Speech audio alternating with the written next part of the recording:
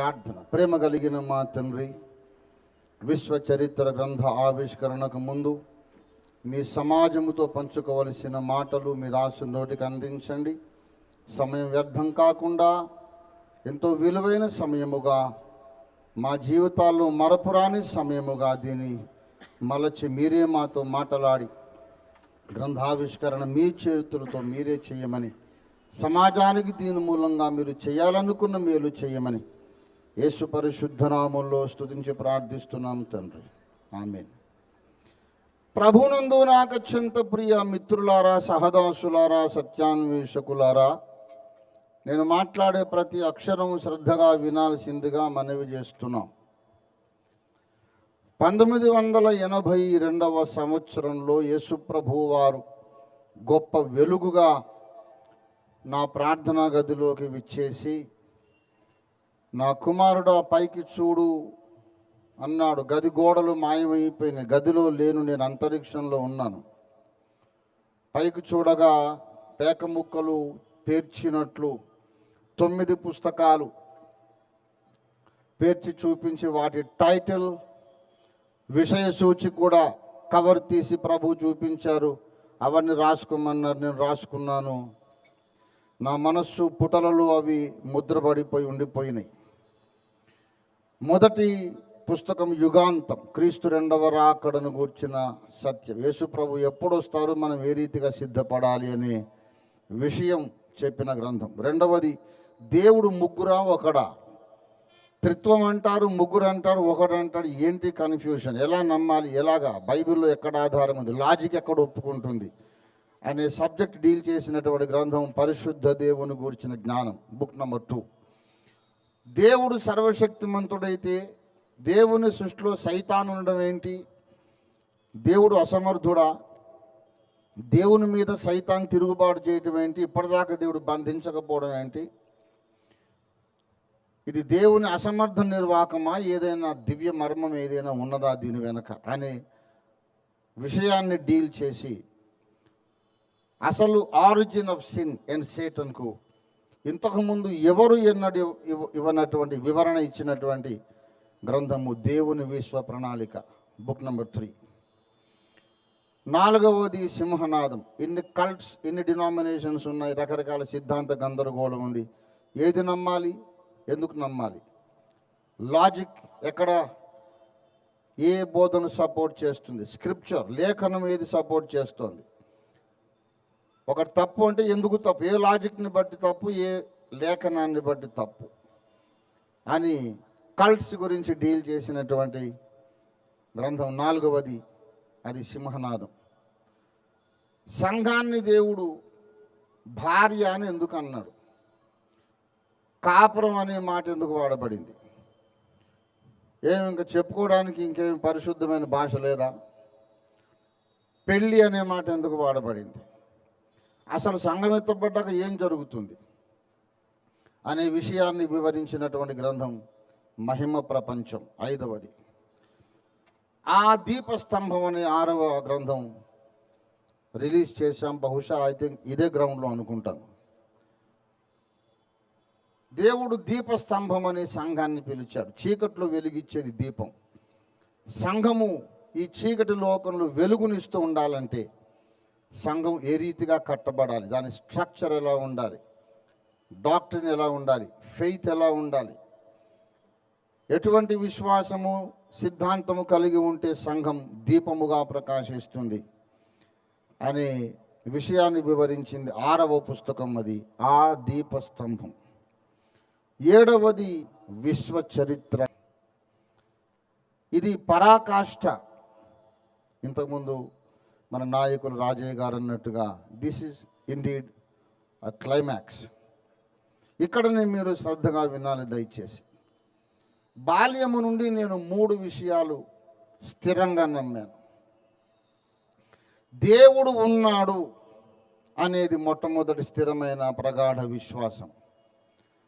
రెండవది, ఆ దేవుడు ఎప్పుడు అన్యాయము చేయడు, దేవుడు తప్పు చేయడు అనేది రెండవ విషయం.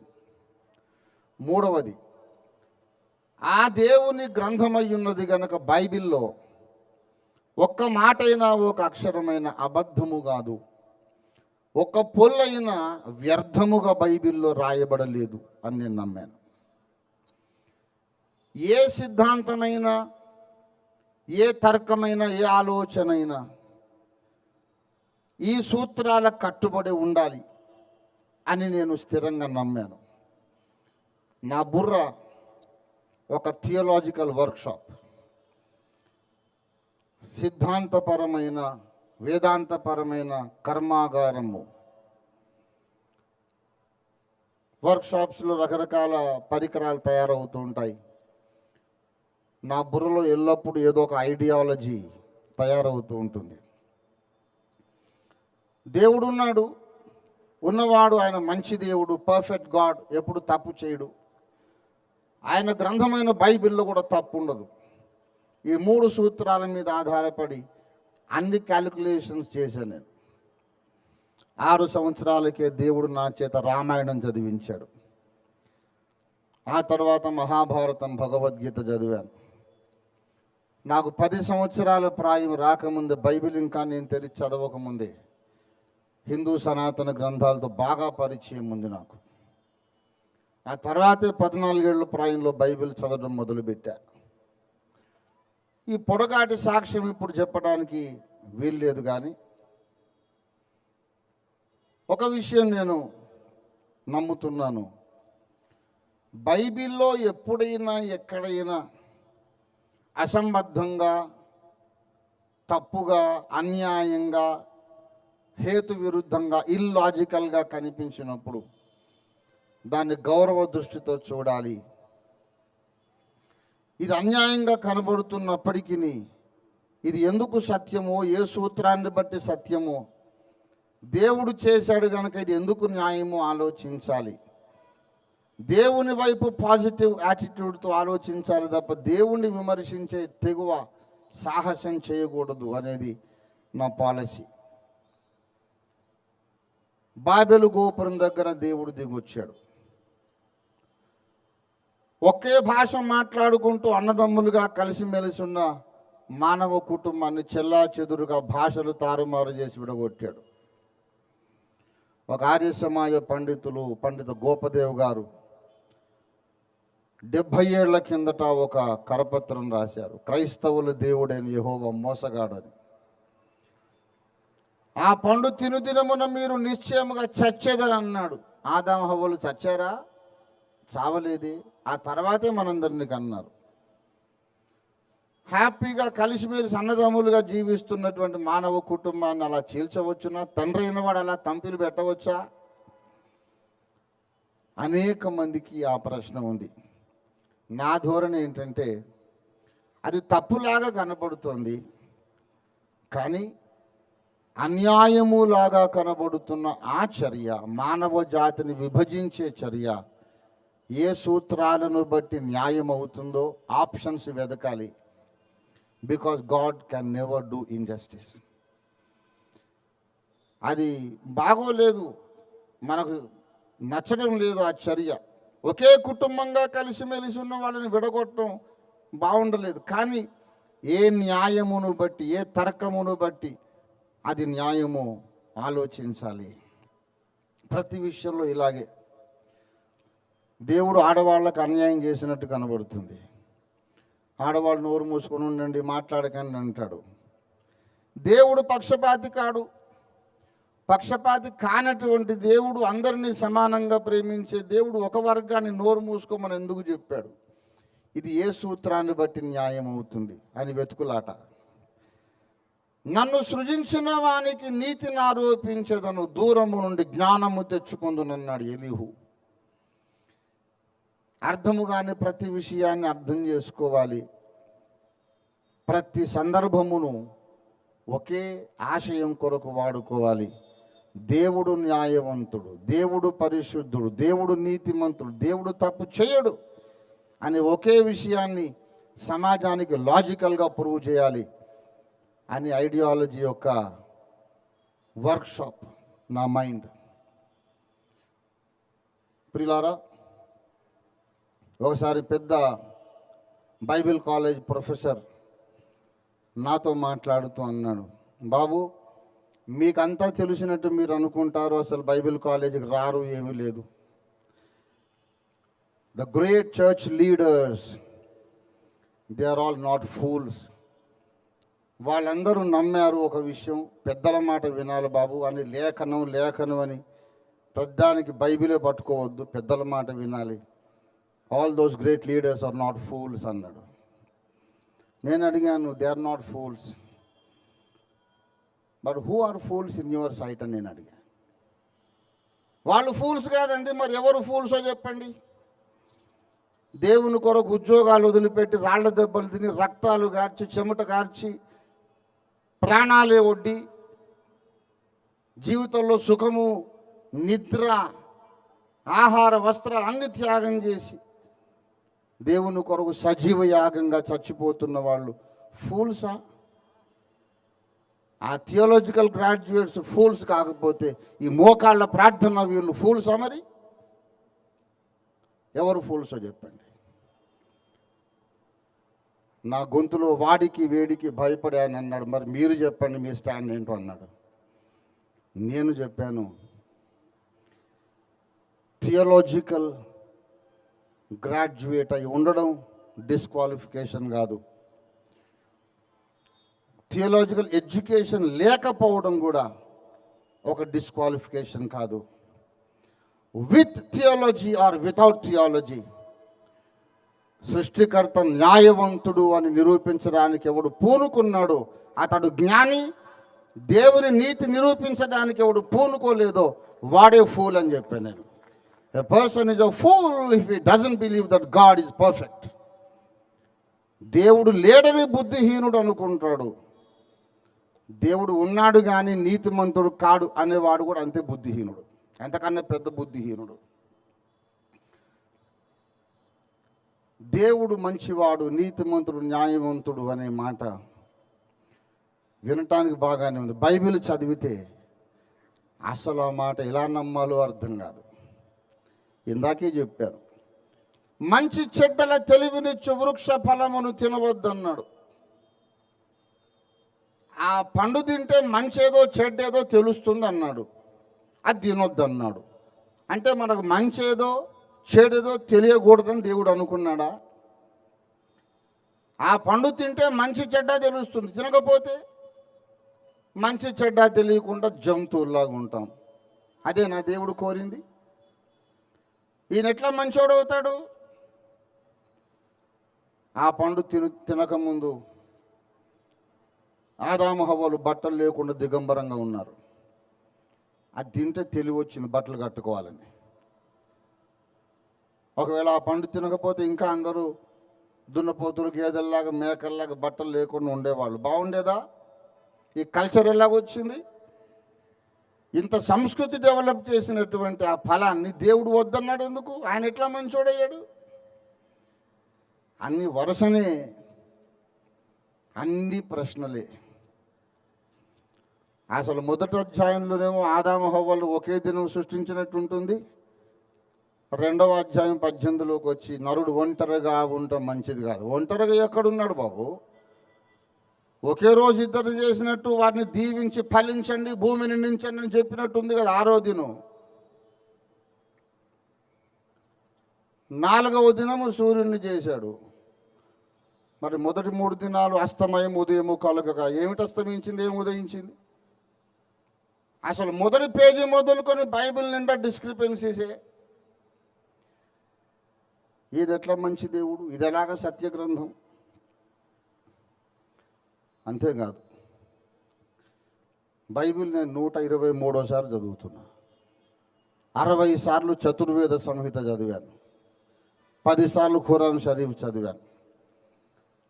జొరాస్ట్రియన్ సాహిత్యం, బౌద్ధ మత సాహిత్యం, జైన మత సాహిత్యం, సిక్కుల సాహిత్యం, నాస్తికుల గ్రంథాలు, జోసెఫ్ స్టాలిన్ రాసినటువంటి గతి తార్కిక చారిత్రక భౌతికవాదం, హిస్టారికల్ డయాలెక్టికల్ మెటీరియలిజం, ఈవెన్ రాజ్యాంగం చదివాను. ద క్యాపిటల్ గ్రంథం చదివాను. ఎన్నో గ్రంథాలు చదివా. బైబిల్ కూడా 123సారి చదువుతున్నాను. ప్రియులారా, ఎంత చదివినా బైబిల్లో చాలా విచిత్రమైన విషయాలు ఉన్నాయి. రాహాబు అనే ఒక వేశ్య ఉంది, బాగా వినాలి, విచిత్రం. రాహాబు అనే వేశ్య ఉంది. యెరికో పట్టణంలోని వేశ్య ఆమె.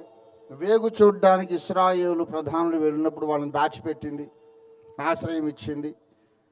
తర్వాత ఆమెను ఆమె తండ్రింటి వారిని యెహోషువ రక్షించి వాళ్ళని చంపకుండా ఇశ్రాయేల్లోకి తెచ్చుకున్నాడు.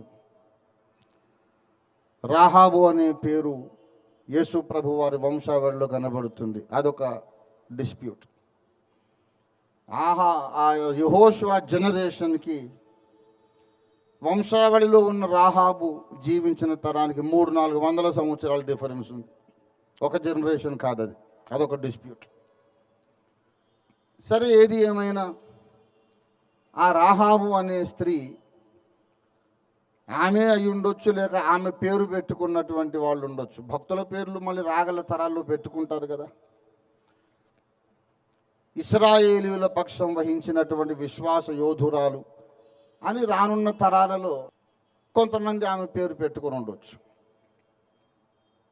ఏది ఏమైనా రాహాబను వేశ్య సమాధానముగా వేగుల వారిని చేర్చుకున్నందున యెరికో వారితో ఆమె నశించకపోయెను. విశ్వాస యోధుర అబ్రహాము, ఇస్సాకు, యాకోబుల సరసర నిలబడ్డది విశ్వాస వీరురాలు.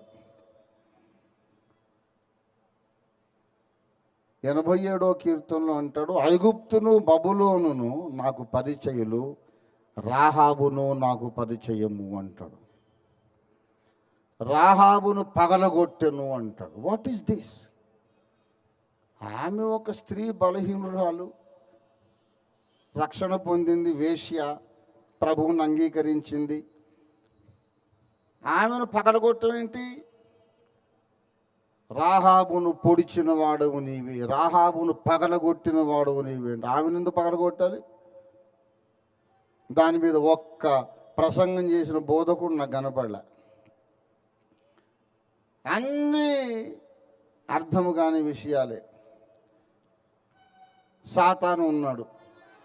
తేజో నక్షత్రమా వేకువ చుక్కాని వెట్లు ఆకాశం నుండి పడితివి అని యెషయా గ్రంథం 14లో ఉంటుంది. కానీ బబులోను రాజును గూర్చి ప్రవచనం ఎత్తుమని అధ్యాయం 1లో ఉంటుంది. బబులోను రాజును గూర్చి అన్నాడు. అది లూసిఫర్ అని ఎక్కడుంది? ఆ సైతాన్ ఎక్కడుంది? మీరు అనుకుంటున్నారు it's all metaphorical, figurative, poetic language. There is no real Satan అని నమ్మే వాళ్ళు ఉన్నారు. మనం బైబిల్ తల దగ్గర పెట్టుకొని పడుకుంటాం దిండు దగ్గర, సైతాన్ రాడని మన నమ్మకం. బైబిల్ తలకాయ దగ్గర ఉంటే సైతాన్ రాడని నమ్మకం. వాడేమో యోబు గ్రంథంలో పరలోకానికి వెళ్ళి దేవునితో వాదిస్తున్నాడు. యోబు ఊరకయే దేవుని యందు భక్తి గలవాడాయన. అంత దమ్ము ఎక్కడిది వాడికి? నువ్వు బైబిల్ పెట్టుకుంటేనే రానంత పిరికోడు, బలహీనుడు కదా. దేవుని దగ్గర పోయి వాదన ఎట్లా చేస్తాడు అంటే, అందుకే బ్రదర్ యోబు గ్రంథాన్ని నమ్మకూడదు. అదంతా ఒక కట్టుకథ. అవును, యోబుని తీసేయాలి, దానియేలు తీసేయాలి, యెహెజ్కేలు తీసేయాలి, పరమగీతం తీసేయాలి. అవును, పరమగీతం అంటే గుర్తొచ్చింది. పరమగీతం ఏంటని అంత అపవిత్రమైన భాష ఉంటుంది? ఏంటా వర్ణనలు? బాగుందా ఆ భాష? బాగుందా? పరిశుద్ధుడు దేవుడు అంటాడు, పరిశుద్ధ గ్రంథం అంటాం, మళ్ళీ వర్ణన ఏంటి? సమర్థనీయం, ఎలాగ సమంజసం? అన్ని ప్రశ్నలే. దీనికి సమాధానం విశ్వ చరిత్ర గ్రంథంలో దొరుకుతుంది. There's an answer for every question. అసలు రాహాబును పగలగొట్టడం ఏంటి? సైతాన్ గాడు దేవుని దగ్గర పోయి వాదన చేయటం ఏంటి? ఇంకొకటి, వాడు పాతాళములో, నరకములో ఒక మూలకు పడద్రోయబడెను అని యెషయా 14లో రాయబడింది. నరకంలో మూలకు పడద్రోయబడ్డ వాడు అరణ్యంలో యేసయ్య దగ్గరికి ఎట్లాగ వచ్చాడు? ఏది నమ్మాలి? ఏం బైబిలు, ఏం దేవుడు అండి? ఇలాంటి వేల కొద్ది ప్రశ్నలు 2000 ఏండ్ల క్రైస్తవ చరిత్రలో అలాగే ఉండిపోయినాయి. ఎవరు వచ్చినా గాడ్ ఈజ్ గుడ్ అంటారు తప్ప అసలు సంగతికి రారు ఎవరు కూడా. గాడ్ గుడ్డే బాబు, గుడ్డు కాకపోతే ఆయన గాడ్ ఎందుకు అంటావు, డెవిల్ అంటాం. ఒకడు మహాశక్తివంతుడు ఉన్నాడు, మంచోడు కాదు, వాడిని ఏమంటాం, డెవిల్ వాడు. A person who is absolutely good and very powerful, ఆయనే దేవుడు. దేవుడు మంచివాడే బాబు. మరి ఈ ప్రశ్న సంగతి ఏంటి, ఎవరు చెప్పరు. ప్రియులారా, అతి త్వరలో యేసు మధ్యాకాశానికి రాబోతున్నాడు. యేసు మధ్యాకాశానికి వచ్చే ముందు సంఘకన్యక మదిలో ఉండాల్సింది ప్రశ్నలు కాదు, విశ్వాసం ఉండాలి, జ్ఞానం ఉండాలి. అందుచేత ప్రతి ప్రశ్నకు సమాధానం చెప్పడానికి దేవుడు ఈ విశ్వ చరిత్ర గ్రంథం రాయమని నన్ను ఆదేశించాడు. ఈ గ్రంథం మీరు చదవండి. That is not an ordinary book, మామూలు గ్రంథం కాదు అది. చాలా జాగ్రత్తగా చదవాలి. దాన్ని రాసి రాసి రాసి ఎంత మ్యాటర్ ఉందంటే 472 పేజీలు వచ్చింది. ఇంకా అంత మ్యాటర్ మిగిలిపోయింది. ఇంకా మొత్తం అన్ని ప్రశ్నలకి సమాధానం చెప్తే ఇంకొక 400 పేజీలు వచ్చేలాగుంది. ఆఖరి పేజీలో అపాలజీతో ముగించాను. ఇంకెన్నో ప్రశ్నలు మిగిలిపోయినాయి. అభిమానులు, విద్యార్థులు, శిష్యులు, మీకు ప్రశ్నలు ఉంటే మళ్ళీ రాయండి, ప్రభు చిత్తమైతే ఇంకో గ్రంథం రాస్తానని చెప్పుకొని దాన్ని ముగించేశాం. ప్రియులారా, అతిశయోక్తిగా కనిపించవచ్చు, ఏదో మమ్మల్ని మేము హెచ్చించుకుంటున్నాము అని అనుకోవచ్చు. అవును, పిచ్చోళ్ళమో మంచోళ్ళమో ఎర్రోళ్ళమో ఉన్న ఉద్యోగం వదిలిపెట్టి కొన్ని వేల మందిని దేవుడే లేడన్న వాళ్ళు, యేసు దేవుడు కాడన్న వాళ్ళను దేవుడు ఉన్నాడని ఒప్పించి, యేసే రక్షకుడని ఒప్పించి బాప్తిస్మాలు ఇచ్చాం. అవును, మమ్మల్ని విమర్శించే మీరు ఎన్ని ఆత్మలు తెచ్చారో చెప్పాలి. ఉద్యోగం సద్యోగం లేదు వాడికి అంటారు, తిట్టాలంటే ఉన్నాయి. ఉద్యోగం సద్యోగం లేదు, పిల్లని ఎవరు ఇస్తారండి? ఉద్యోగం సద్యోగం లేదు, ఏ ముఖం పెట్టుకు మాట్లాడుతున్నావు అంటారు. నేను చెప్తున్న, ఉద్యోగాన్ని వదిలాక నాకు సద్యోగం వచ్చింది. ఉద్యోగం పోయింది కానీ సద్యోగం పోలేదు. ఒక మంచి యోగం వచ్చిందండి.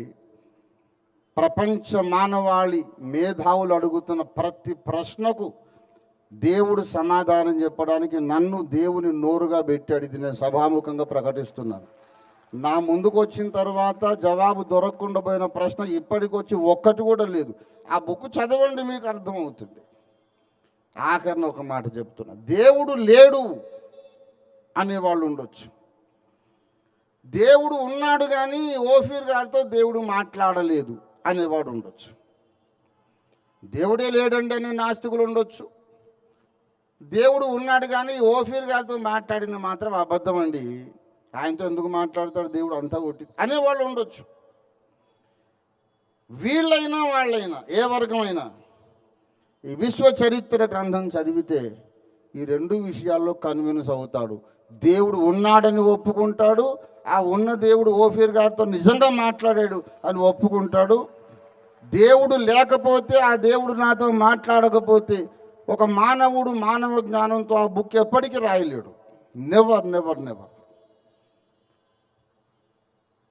ఈ బుక్ డిటిపి చేసిన పాస్టర్ బాలరాజు గారు దాదాపు 20 ఏళ్ళుగా నా అనుచరుడు, శిష్యుడు. ఓఫీర్ గారికి ఒక ప్రఖ్యాతి ఉంది, ఒక రెప్యుటేషన్ ఉంది, ఒక రికార్డు ఉంది. ఎప్పుడు చెప్పిన ప్రసంగం మళ్ళీ చెప్పలేదు. Never never never never in my life, never. It never happened. Every time it was a new message for all these 35 years. అయితే బాలరాజు గారు అన్నారు ఏంటంటే, అయ్యా ఇన్ని వేల ప్రసంగాలు చెప్పింది చెప్పకుండా చెప్పారు, ఇప్పుడు ఈ బుక్లో ఉన్నది మాత్రం మొత్తం కొత్త మ్యాటర్, ఈ 35 ఏళ్ళలో ఎక్కడ చెప్పిన సంగతులు ఇందులో ఉన్నాయి అని వారు సాక్ష్యం ఇచ్చారు. ప్రియులారా, ఈ గ్రంథం నేను మళ్ళీ చెబుతున్నాను, నా పుస్తకాలు మీరు చదవాలి. It is not optional, it's imperative. ఐచ్ఛికము కాదు, వీలైతే చదువుదాం లేకపోతే లేదని ఆషామాషి వ్యవహారం కాదు. యేసే రక్షకుడని నమ్మినవాడు, పరలోకం వెళ్ళాలనుకున్నవాడు, యేసు ప్రక్కన సింహాసనం ఎక్కి పట్టపురాణిలో నేను కూర్చోవాలనుకున్నవాడు తప్పకుండా ఈ గ్రంథాలు చదవాలి. లేకపోతే బైబిల్ అర్థం కాదు, అర్థమైందని నువ్వు అనుకుంటావు అంతే. ఓ పెద్ద ప్రొఫెసర్ని అడిగాను నేను, what is meant by cherub అని. కెరూబ్ అంటే అర్థం ఏంటంటే ఎద్దుముఖం ఏమో సేవకుడు, యేసు ప్రభువారు మార్కు సువార్తలో ఎద్దుముఖం, మత్తయి సువార్తలో సింహముఖం అని అన్నీ చెప్పాడు. లూకా సువార్తలో మానవ ముఖం. కెరూబ్ అనగా యేసుకు సాదృశ్యం అన్నాడు. సాదృశ్యం సరే బాబు, ఇన్ఫ్యాక్ట్ ఇండివిజువల్గా పర్సనల్ ఎంటిటీ ఏంటి? కెరూబ్ అంటే అర్థం ఏంటి అంటే ఏం లేదు, యేసుప్రభు అనుకోవాలి మనం అన్నాడు. మరి పడిపోకముందు సైతాన్ కూడా కెరూబ్ అయి ఉండనని ఉంది కదా, అలాగుందా బాబు బైబిల్లో అంటున్నాడు. He's a professor. మళ్ళీ మేము ఫూల్స్ అంటారు. ఎవరండి ఫూల్స్? జాగ్రత్త, లిబరల్గా ఉండాలి. కానీ నేను ఒక లిబరలిజం ప్రతిపాదించే 35 years back I proposed a system of theology which is Christ-centered liberalism. క్రీస్తు కేంద్రక లిబరల్ సిద్ధాంతం. Be liberal to every religion, every doctrine. Be soft to everyone as long as you can project Christ as the only way of salvation. Christ-centered liberalism ఉండాలని నేను వైజాగ్లో మాట్లాడితే అక్కడ ఒక పెద్ద ఆయన అడిగాడు, నువ్వు ఏ బైబిల్ కాలేజ్ చదువుకున్నావని. యేసయ్య సన్నిధి బాబు, నాకు అంతకంటే వేరే కాలేజీ లేదు. బాప్టిజం ఇచ్చి యోహాను ఎక్కడ చదువుకున్నాడు, నేను అక్కడే చదువుకున్నాను. దేవునికి స్తోత్రం కలుగును గాక. ప్రియులారా, అర్థం కాని వాళ్ళకి అర్థం కాదు. చాలామందికి నేనేంటో తెలియకుండా ద్వేషించారు, గేలి చేశారు, తృణీకరించారు. ఆఖరణ ఒక మాట చెబుతున్నాను, ఓఫీర్ను ద్వేషించి, దూషించి, అవహేళన చేసి, వెటకారం చేసిన ప్రతి ఒక్కడికి కూడా శ్రీశ్రీ గారి సాక్ష్యమే వారి సొంత సాక్ష్యం అవుతుంది. శ్రీశ్రీ గారు అన్నాడు, నేను ఎక్కాల్సిన రైలు ఓ జీవితకాలం లేటు అని. ఓఫీర్ను అన్యాయంగా ద్వేషించిన వాళ్ళందరికీ బ్రతుక్కాలం మీరు ఎక్కాల్సిన ట్రైన్ మిస్ అయిపోయిందండి. దేవుని మెప్పు అనే ట్రైన్ మీరు ఎప్పటికీ ఎక్కలేరు, అంతే, ఎప్పటికీ ఎక్కలేరు. You have lost the eternal reward. You have rejected the voice of God for the end time. జాగ్రత్త, ఇది ఆఖరి పుస్తకం, అయిపోలేదు సుమా. 2016లో ఇది జర్మన్ అండ్ ఫ్రెంచ్లోకి తర్జుమా అవుతుంది. నా పుస్తకాలన్నీ ప్రపంచ దేశాల అన్ని భాషల్లోకి వస్తాయి. నాకు యేసు ప్రభువారు 82లో చెప్పాడు, ఈ 9 పుస్తకాలు నీవు నీ మాతృభాషలో రాసి ఇంగ్లీష్లోకి తర్జుమా చేసి ప్రపంచమును ఈ సాహిత్యంతో నింపుతావు.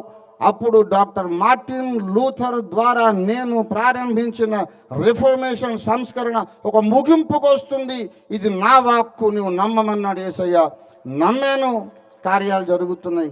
ఆ మాట యేసయ్య నాతో చెప్పినప్పుడు నా జేబులో ₹1 ఉంది. యేసయ్య మాట నమ్మాను, ప్రభువు నిలబెట్టాడు. దేవునికి స్తోత్రం కలుగును గాక. హల్లెలూయా. కొంతమంది అన్నారు బిబిలియోగ్రఫీ రాయలేదు ఎందుకన్నాడు. వేరే వాళ్ళు రాసింది ఏదన్నా నేను చూసి చదువుకొని నేర్చుకుంటే బిబిలియోగ్రఫీ రాస్తాం.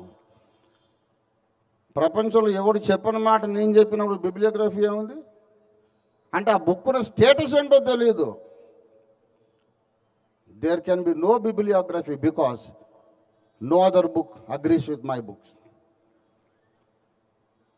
నా పుస్తకాలు అన్ని పుస్తకాలకు వేరు. వివాదం వస్తే మాత్రం ఇది మాత్రమే సత్యం, మిగతా ట్రాష్ కింద కొట్టేయబడుతుంది, అంతే. నమ్మితే నమ్మండి, నచ్చితే నచ్చని, లేకపోతే లేదు. కనుక ఇంత శ్రేష్టమైనటువంటి కీలకమైన పరాకాష్ఠ స్థాయి నెరవేర్పు కనుక దీన్ని ఇప్పుడు నేను ఆవిష్కరిస్తాను. All the district representatives of the Ophir ministries and the central core committee, TV club leaders, please come on the dais. ఇప్పుడు మనం అందరు ఇక్కడికి వచ్చి నా చుట్టూ నిలబడండి. నేను ప్రార్థన పూర్వకంగా ఈ గ్రంథాన్ని రిలీజ్ చేస్తాను. దేవునికి స్తోత్రం. యూస్ట్రీమ్లో మా వెబ్సైట్ ద్వారా కూడా ఆన్లైన్ ఈ పుస్తక ఆవిష్కరణ మొత్తం ప్రపంచంలో లక్షలాది మంది చూస్తున్నారు. Singapore, Malaysia, Saudi Arabia, Kuwait, US and European countries like UK and Germany, even France, Pakistan, ప్రపంచంలో లక్షలాది మంది రైట్ నౌ లైవ్ టెలికాస్ట్ అవుతా ఉంది ఈ గ్రంథావిష్కరణ సభ.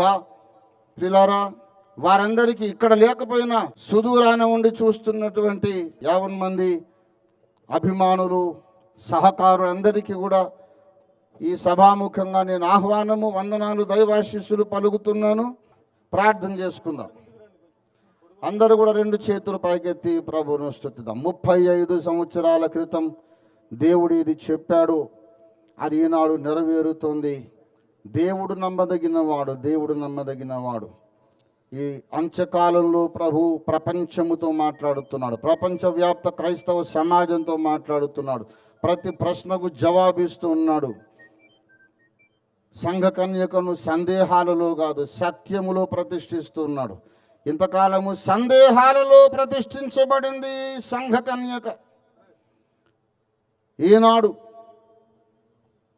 రాణి ఓఫీరు బంగారముతో అలంకరించుకొని నీ కుడి పార్శ్వము నిలబడిందని 45వ కీర్తన 9వ వచనంలో చెప్పిన ప్రవచనం ప్రకారం, because of the message of the Ophir ministries, because of the message that is coming through the Ophir ministries, షులమ్మితి అలంకరించబడుతోంది. సందేహాలన్నీ మట్టుమాయమైపోతున్నాయి, సత్యం తెలుస్తోంది. కనుక సంఘ కన్యకను సత్య బోధతో అలంకరించుచున్న పరిశుద్ధాత్మ తండ్రి పరమ ఎలియెజరు నీకు వందనాలు, నీకు స్తోత్రమని అందరం 2 చేతులెత్తి ప్రభువును స్తుతించుకొని ఆరాధించుకుందాం. హల్లెలూయా, హల్లెలూయా, హల్లెలూయా, హల్లెలూయా, హల్లెలూయా, హల్లెలూయా, హల్లెలూయా, హల్లెలూయా, హల్లెలూయా, హల్లెలూయా, హల్లెలూయా, హల్లెలూయా, హల్లెలూయా, హల్లెలూయా, హల్లెలూయా, హల్లెలూయా, హల్లెలూయా. ప్రేమ కలిగిన మా మహాపరిశుద్ధ తండ్రి, 35 సంవత్సరాలు ₹1 బిళ్ళతో సేవకు బయలుదేరిన మీ దాసుని మీరు పోషించిన విధానము కొరకు నీకు వందనాలు. వేలాది ఆత్మలను మీద ఆశించి రక్షించుకున్న విధానం కొరకు నీకు వందనాలు. వందలాది మంది సేవకులను లేవనెత్తినందుకు అలల వలె ఊవెత్తున ఎగిసిపడ్డటువంటి తరంగముల వలె ఎగిసిపడ్డటువంటి సేవకుల కొరకు నీకు వందనాలు. లేచిన ప్రతి సేవకుడు కూడా సియోను కొండ వలె స్థిరపడ్డాడు కనుక నీకు వందనాలు. ప్రతి దాసుని ద్వారా అనేక వందలాది మంది ఆత్మలు రక్షింపబడి అబ్రహాము సంతానములాగా సత్య సంబంధులైన సంతానం మీ దాసునికి కడవరి కాలము లెక్కింప శక్యముగానంత సంతానం కలిగింది కనుక నీకు వందనాలు. గత 2000 సంవత్సరాలుగా మిగిలిపోయిన ప్రశ్నలన్నిటికీ ఇదిగో ప్రపంచ కాలములో మీ దాసుని రచనల ద్వారా మీరే జవాబులిస్తూ సంఘ కన్యకలో ఉన్నటువంటి సందేహములను పటాపంచలు చేస్తూ షూలమ్మితి సంఘమును జ్ఞానముతో నింపుతున్నందుకు నీకు వందనాలు. యేసే రక్షకుడని జనములకు చాటించడానికి, యేసునుగాక ఎవరిని నమ్మిన నరకము తథ్యం అని యేసు నెరుగని వారికి నైనా ఒప్పుకొని తీరాల్సిన విధానంలో ప్రకటించడానికి, యేసును అంగీకరించిన వారు నమ్మాల్సిన సత్యబోధ ఏదో వీరికి నిరూపించడానికి ఓఫిర్ మినిస్ట్రీస్ని మీ నోరుగా మీరు వాడుకుంటున్నందుకు నీకు వందనాలు. ఏది ఘనమో ఏది నీచమో నీవు గుర్తుపెట్టిన ఎడల నీవు నా నోటి వలె ఉందువు. వారు నీ తట్టు తిరగవలెను గాని నీవు వారితో తిరగకూడదు అని ఇర్మియాకు చెప్పిన మాట ఈనాడు మా పక్షంగా నెరవేర్చావు. నీకు వందనాలు, వందనాలు, వందనాలు, వందనాలు, వందనాలు, స్తోత్రాలు, స్తోత్రాలు, స్తోత్రాలు తండ్రి. ఈ దినమున మా ప్రభువా ఈ విశేషమైనటువంటి సంఘటన విశ్వ చరిత్ర, ఈ భూలోక చరిత్రే కాదు, భూలోకం లాంటి కోట్ల కోట్ల గ్రహమండలాలున్న ఈ విశ్వమంతటి చరిత్ర బైబిల్లో చెప్పినటువంటి నీ జ్ఞానము కొరకు నీకు వందనాలు. ఆదాము కుటుంబం ఎలా పుట్టింది, ఎలా చెడిపోయి ఎలా పతనమైంది, ఎలా రక్షింపబడుతుందని చెబుతూ పనిలో పనిగా యథాలాపంగా అక్కడ కాస్త విశ్వ చరిత్రను కూడా లీక్ చేసినటువంటి నీ అనంత జ్ఞానము కొరకు నీకు వందనాలు. హల్లెలూయా, నీకు స్తుతులు తండ్రి. ఇది నాన్న ఈ విశ్వ చరిత్ర గ్రంథము రచన నీ కార్యము, మీ దాసుడు నీవు చెక్కిన శిల్పము. ఈ గ్రంథములు నీ రచనలు, నీ కార్యములు, వీటి మీద నీ కనికరం ఉంచండి తండ్రి. 145వ కీర్తన 9వ వచనం ప్రకారం ఆయన కనికరములు ఆయన సమస్త కార్యముల మీద ఉండునన్నావు. ఇదిగో ఈ కార్యం మీద నీ కనికరం ఉంచండి. ఇంకనూ మీరు చేయవలసిన సాహిత్య పరిచర్య అంతా కూడా మా ద్వారా చేయండి. మా దోషములు మన్నించి నీ రక్తధారతో మమ్మను కడిగి శుద్ధీకరించి నీ కనికరములు మా మీద నిలకడగా ఉండున్నట్లు కృపచేసి ప్రపంచమును సత్యముతో నింపమని ప్రార్థిస్తూ ఈ గ్రంథమును మీరు దీవించి చదివిన ప్రతి ఒక్కరూ క్రైస్తవేతరుడైతే రక్షణ పొందినట్లు, క్రైస్తవులైతే సత్యములోకి వచ్చినట్లు మీరు ఈ గ్రంథమును మీ సాధనంగా వాడుకొనమని ప్రార్థిస్తూ తండ్రి యొక్కయు పరిశుద్ధాత్మ యొక్కయు లోకరక్షకుడైన యేసుక్రీస్తు నాథుని యొక్కయు నామమున త్రియేక దేవుని ఏకనామమైన నజరేయుడగు యేసును అనంత శక్తియుత నామమున ఈ విశ్వ చరిత్ర గ్రంథమును సార్వత్రిక సంఘక్షేమాభివృద్ధి కొరకు యేసునామ మహిమ కొరకు ప్రతిష్ఠించి ఆవిష్కరిస్తున్నాము తండ్రి.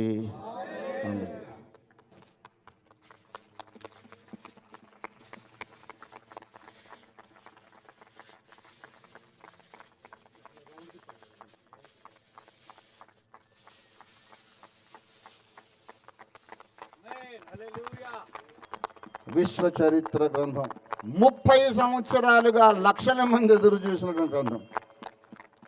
472 పేజీల గ్రంథం.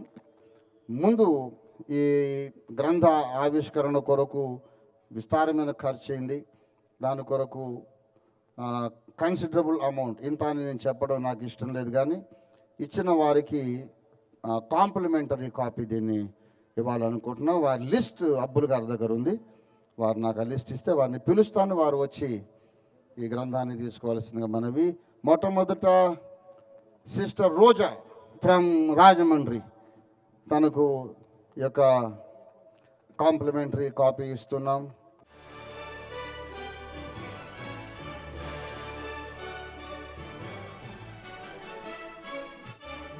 వారు ముందుకు రావాలి. అమ్మ తీసుకో తల్లి. God bless you, God bless you, God bless you.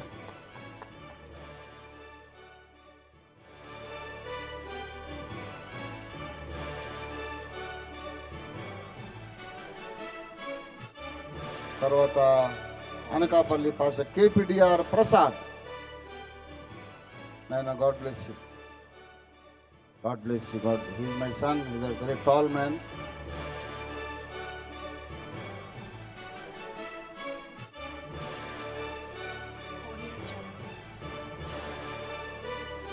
Samalkot Rambabu, Rammohan Rao అంటే వారి గాడ్ బ్లెస్ యూ నాయన. Praise the Lord. Thank you for all the financial.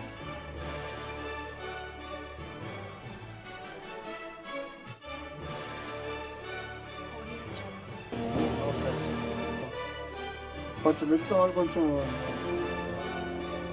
ఇంకా బుక్స్ తీసుకురావాలి. మజీశ్వర్ డానియల్ గారు.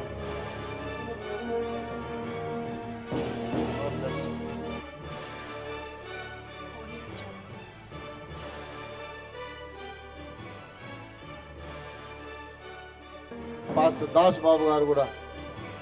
దాస్ బాబు గారు పెద్ద కుట్రదారు. అసలు గ్రంథ రచన మొదలు పెట్టగానే ఆయన లైన్లో ఉన్నాడు, నాకు ఫస్ట్ కాపీ కావాలని. ఎనివే, వారు అందిస్తున్న సహకారం అంతా కొరకు దేవుని వందనాలు. God bless you son, God bless you.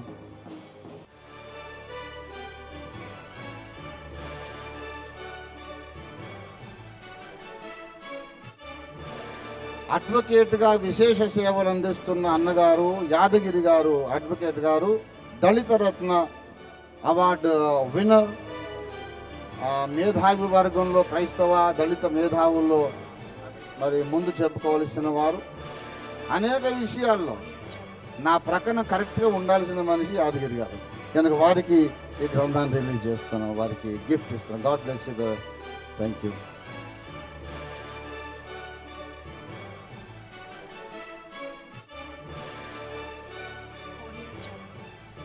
Pastor Balarajan Shankar.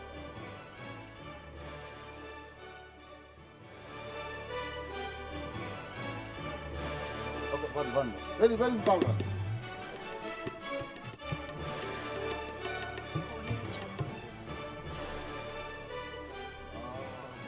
రాత్రి మగళ్ళు నిద్రాహారాలు మాని, నాకైతే నిద్రాహారాలు ఉన్నాయి అందరికీ తెలుసు, నాతో సమానంగా నిద్రను ఆహారాన్ని త్యాగం చేసి ఈ పుస్తకం అంతా కూడా నేను డిక్టేట్ చేస్తుండగా టైప్ చేసిన పని రాక్షసుడు, నమ్మకమైన సైనికుడు పాస్టర్ బాలరాజ్. బాలరాజ్కి అందరూ చప్పట్లు కొట్టి తన మనం ఆశీర్వాదాలు మనం విడుదల చేద్దాం. దేవుడు God bless you. God bless you.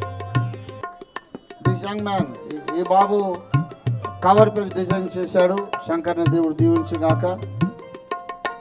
God bless you. God bless you.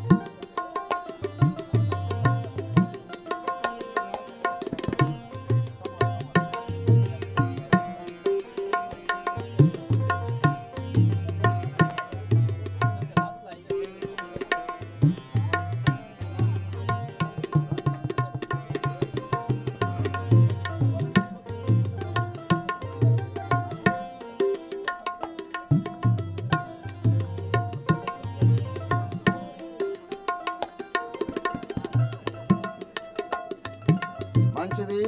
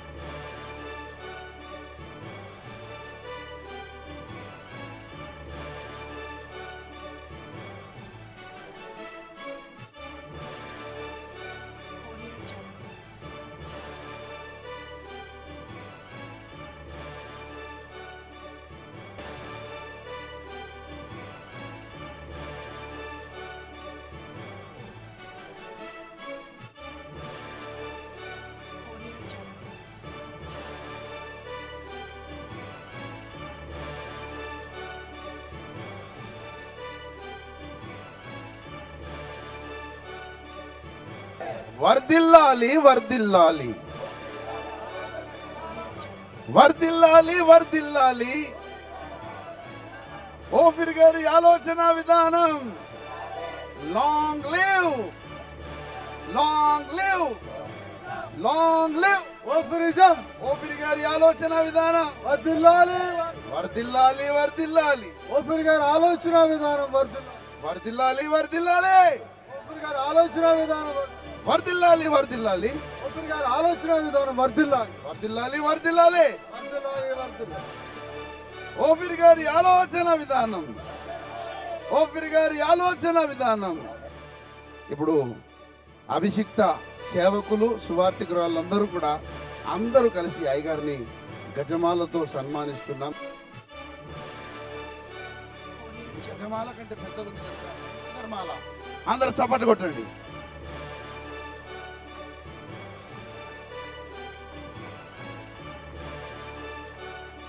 ఓఫీర్ garu ఆలోచన విధానం. ఓఫీర్ గారి ఆలోచన విధానం. మరొక గజమాలకు మించిన డైనోసర్ మాల వస్తుంది. అందరు చప్పట్లు కొట్టండి.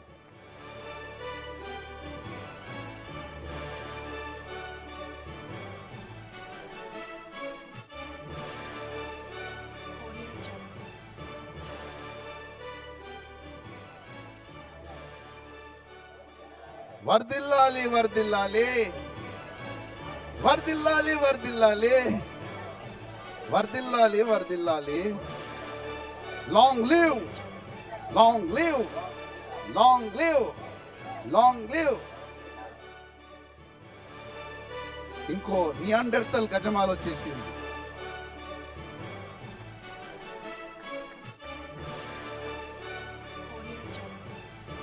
కడియపు లంక నుండి గజమాల వచ్చింది. ఇది తిమింగలపు మాల.